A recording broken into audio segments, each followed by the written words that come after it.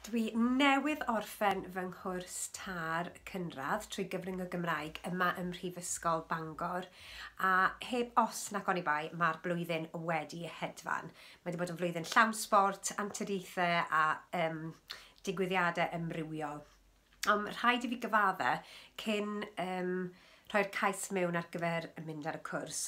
Oedd e'n benderfyniad anodd iawn. Mae gennau 2 o blant bach, 8 a 6 oed.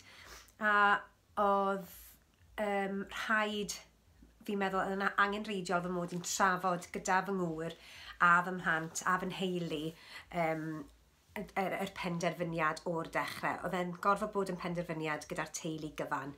A wedyn unwaith nath yng ngŵr i a fi penderfynu bod yr penderfyniad cywir a'r buddsoddiad gorau i wneud, nathon ni esbonio i'r plant, i fy mhlant i bod yna lot o newidiadau a addysgiadau yn mynd i cael ei wneud o fewn y teulu, o fewn y tŷ.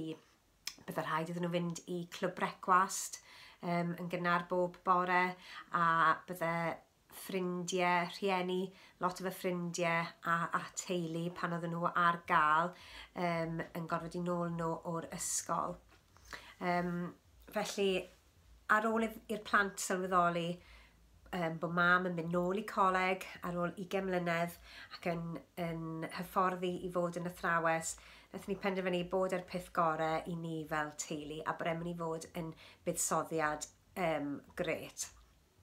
Nes i egluro iddyn nhw byddai lot o waith cartre gyda mam i wneud, a dwi'n lwcus achos bod fi'n person sy'n fel aderyn y nos, allai aros i fyny'n eitha hwyr.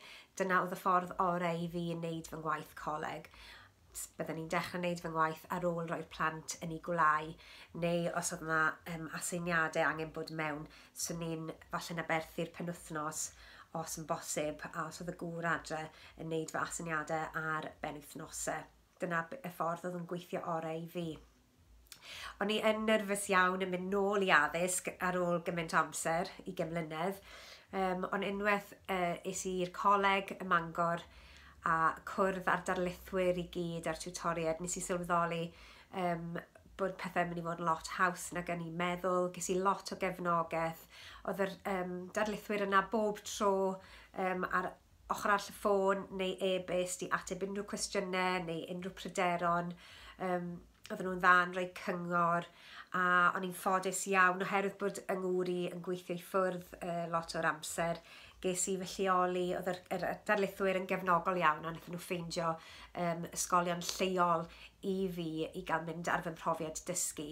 Oedd hwnna help mawr i fi ac yn rhyddhad o bobl fi'n agos i adre, ac oedd ym mhlant i hefyd yn hapusach yn gwybod os oedd yna rhywbeth yn codi rhyw argyfwng gyda nhw yn yr ysgol, byddwn ni ar gael yn ddigon cloi i fynd atyn nhw.